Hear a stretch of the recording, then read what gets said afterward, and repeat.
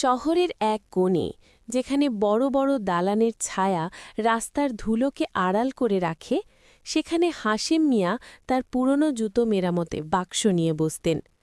তার বয়স ৭০-এর কাছাকাছি, পিঠটা ধনুকের মতো সামান্য বাঁকা।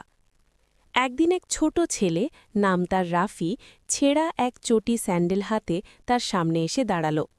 ছেলেটার গায়ে ধুলোবালি মাখা একটা বড় সাইজের শার্ট, যা সম্ভবত কারোর দান করা।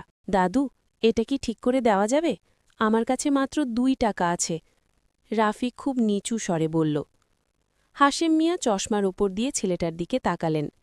স্যান্ডেলটা এতটাই ছিঁড়েছে যে তা সেলাই করার মতো জায়গাও নেই।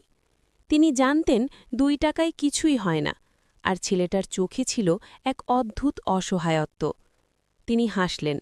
বসো তো ভাই, ২ টাকা তো অনেক, দেখি কি করা যায়। হাশেম মিয়া তার জাদুর বাক্স থেকে এক টুকরো মজবুত চামড়া বের করলেন।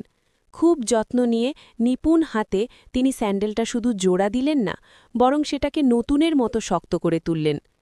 কাজ শেষে তিনি স্যান্ডেলটা রাফির পায়ে পরিয়ে দিলেন। রাফি পকেট থেকে হাত কাঁপিয়ে ২টি কয়েন বের করল। হাশেম মিয়া তার হাতটা চেপে ধরলেন। আজ থাক ভাই, এই টাকা দিয়ে বরং একটা বিস্কুট কিনে খেয়ে নিস। আমার হয়ে তোকে একটা কাজ করতে হবে। রাফি অবাক হয়ে টাকাল। কি কাজ দাদু? বড় হয়ে তুই যখন বড় মানুষ হবি, তখন আমার মতো কোনো বুড়োকে ১ কাপ চা খাইয়ে দিস, তাহলেই আমার পাওনা মিটে যাবে। রাফি একগাল হেসে দৌড় দিল।